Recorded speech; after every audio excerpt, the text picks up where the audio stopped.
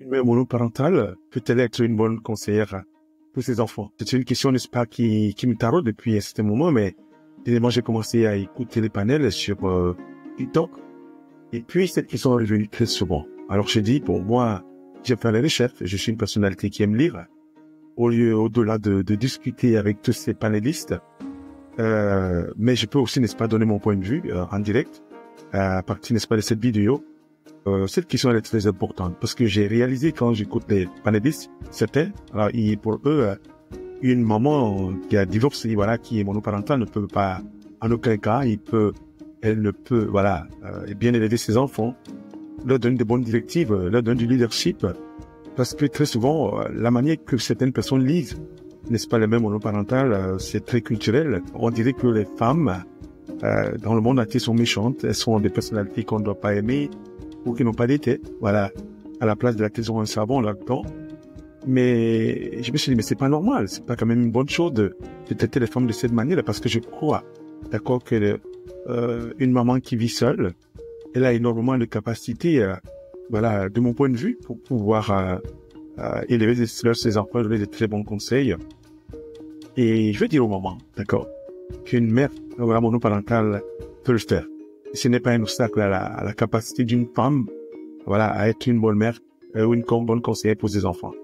C'est pas parce que vous avez divorcé ou voilà que vous avez décidé de quitter votre mari qui veut dire que vous ne pouvez pas élever vos enfants. Parce qu'en réalité, les mères monoparentales ont des qualités incroyables, n'est-ce pas, qui sont développées dans ce sens-là. Et dans ce contexte qu'on vit maintenant, le contexte de divorce, ceux qui sont aigris, ceux qui sont pas contents, ils vont toujours envoyer des flèches parentales que de les féliciter. Moi, je pense que quand on côtoie ces mamans monoparentales, ces mères monoparentales, ils ont des qualités qu'elles ont développées qui sont formidables. Par exemple, le sens de la responsabilité. Ce sont des personnalités qui se débrouillent très bien et prennent des décisions importantes et même, je dirais même toutes des solutions qui sont parfois très créatives pour surmonter tous ces obstacles, les obstacles émotionnels, les obstacles, je dis psychologiques, des obstacles aussi de quand dit-on, voilà, qu'est-ce que les gens pensent de moi. Et je peux citer beaucoup de choses comme ça, d'accord, mais elles font tout pour se débrouiller, et c'est ça le sens des responsabilités. Elles ont développé le sens de la résilience et les capacités d'adaptation. Qu'est-ce que je veux dire? Parce qu'il y a donc beaucoup de défis, hein. Beaucoup de défis, face à tous ces défis qui sont parfois imprévus. Elles font preuve d'une grande résilience et d'une capacité inimaginable, inouïe même, je dirais, à s'adapter très rapidement parce qu'elles n'ont pas de choix. Elles vivent seules, elles sont avec les enfants. Parfois, c'est pas quelque chose de facile. Une des qualités qu'elles ont, c'est sont très empathiques, hein, ces moments-là. Et elles écoutent, je l'avoue. Parce que elles arrivent, n'est-ce pas, à gérer leurs émotions, d'abord à elles-mêmes, puis aussi les émotions des enfants. Ça nécessite qu'il y ait une personne qui soit à côté, qui crée un environnement vraiment formidable d'écoute, d'empathie ou de l'empathie active pour pouvoir, n'est-ce pas, arriver à surmonter, n'est-ce pas, cet écart qui existe entre, voilà, le mari qui est parti, il y a des enfants qui sont avec elle. Mais je dirais aussi une autre chose qu'elles ont développée, elles n'ont pas de choix que de gérer leur temps. Elles s'organisent pour mieux gérer leur temps. Parce que les mots monoparentales, vous devez le savoir qu'elles doivent jongler avec beaucoup de multiples responsabilités. Et je dirais, ce qui développe en fait le sens de l'organisation et leur capacité à gérer efficacement leur temps. Alors moi, quand je développe tous ces points, voilà, dans ma compréhension, n'est-ce pas, d'une maman monoparentale qui parfois des moments très difficiles. Mais c'est génial de voir ça, qu'elles ont autant de capacités de pouvoir se ressaisir ou bien de saisir du problème et d'arriver à surmonter tous les obstacles qui sont là, parce que ce n'est pas du tout facile. Et je vous l'avoue, ces qualités sont essentielles pour une bonne conseillère, d'accord? Et qu'est-ce que je veux dire par ça? Parce que la première chose, les qualités qui sont essentielles pour une bonne conseillère, c'est aussi la capacité de comprendre et de soutenir les autres. Elles ont ces capacités-là. Elles ont de l'empathie, comme je l'ai dit avant, et savent écouter. Et ça permet aux enfants, n'est-ce pas, et avec les mères monoparentales, de créer une relation de confiance avec leurs enfants. Et c'est incroyable, je vous assure, c'est magnifique. Et le sens de l'organisation revient très souvent et la planification. Parce qu'une bonne conseillère doit toujours être capable de gérer son temps. Et voilà aussi des périodes parfois qui sont, n'est-ce pas, assez difficiles parce qu'il y a beaucoup de choses, mais d'une façon très efficace. Il faut aussi, n'est-ce pas, ils ont cette capacité de résoudre beaucoup de problèmes parce que la débrouillardise et la résilience sont les atouts pour aider, d'accord, les enfants à surmonter beaucoup de difficultés. Je parle de ça de la responsabilité et de l'éthique même, je dirais. Une bonne conseillère doit être digne de confiance et agir dans les intérêts, n'est-ce pas, dans l'intérêt de ses enfants. Mais quand même, je le note, très rapidement, quelques conseils, 5 conseils. Alors pour vous, aider à être le parent monoparental idéal, ce qui est un parent idéal, pas du tout parce qu'il n'y a pas une recette magique, mais j'ai quand même, n'est-ce pas, noté quelques points. Comment être, aider à être un parent, ou bien comment être un parent, n'est-ce pas, monoparental idéal. C'est une façon de dire, mais je dis bien, voilà. Et la première chose, c'est qu'il faut que vous devez prioriser, n'est-ce pas, la communication ouverte.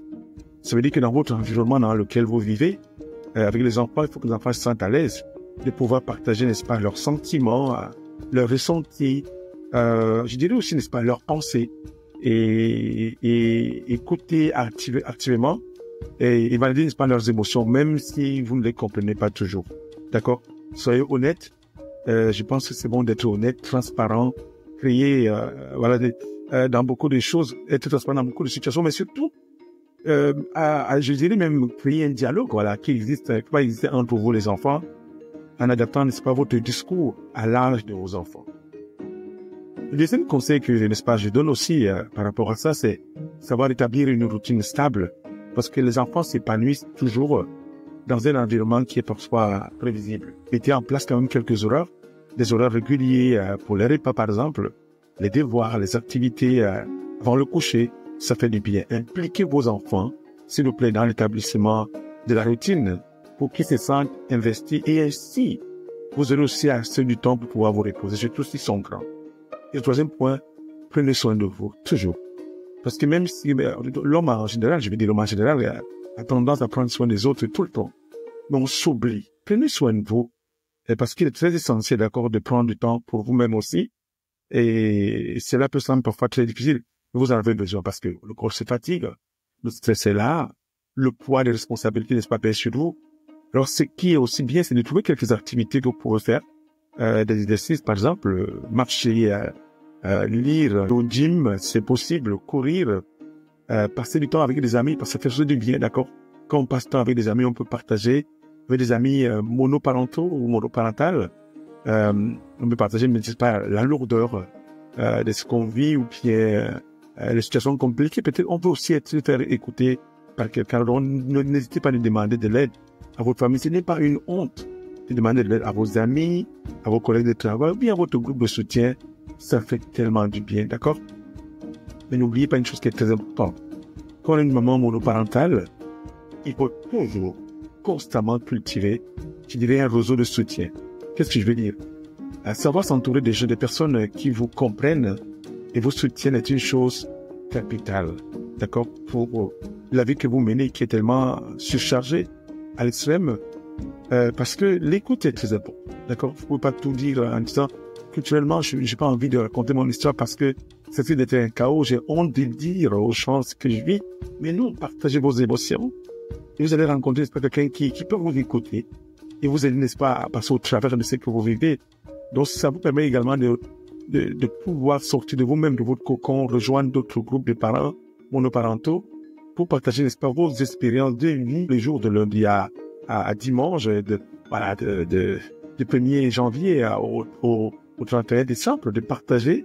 Vous allez réaliser que beaucoup de parents, qui sont des parents monoparentaux aussi, ils vont vous partager, n'est-ce pas, leur expérience. Ça fait du bien de voir que tout le monde partage sa culture, son identité, pour pouvoir, n'est-ce pas, se soutenir les uns avec les autres.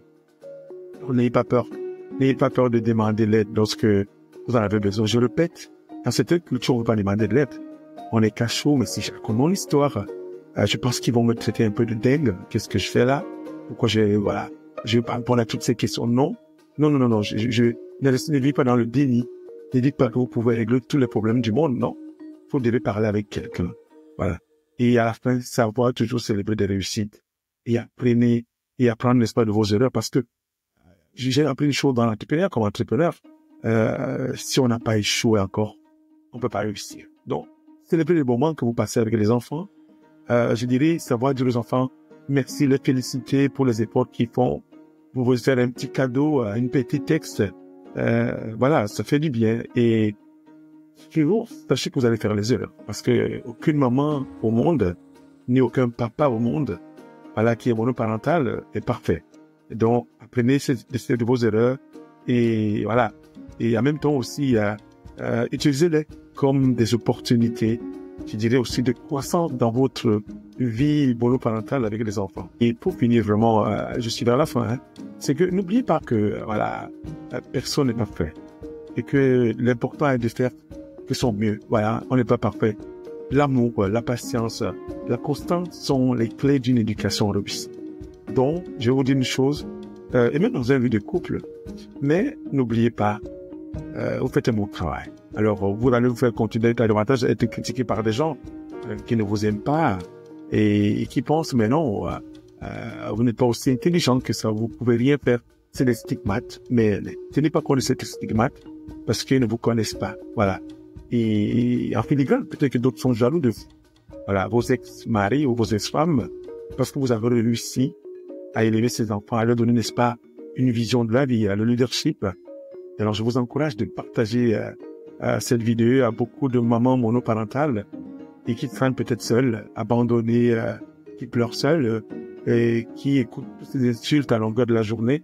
Sachez que voilà, vous avez des qualités inimaginables. Alors, merci encore. Mon nom, c'est Paulin Blaise. Alors, je vous aime. Et puis, à très bientôt. Partagez s'il vous plaît. Partagez, commentez, aimez ma vidéo. Je dirais aussi, n'est-ce pas, souscrire à ma vidéo. Alors, à très bientôt. Ciao.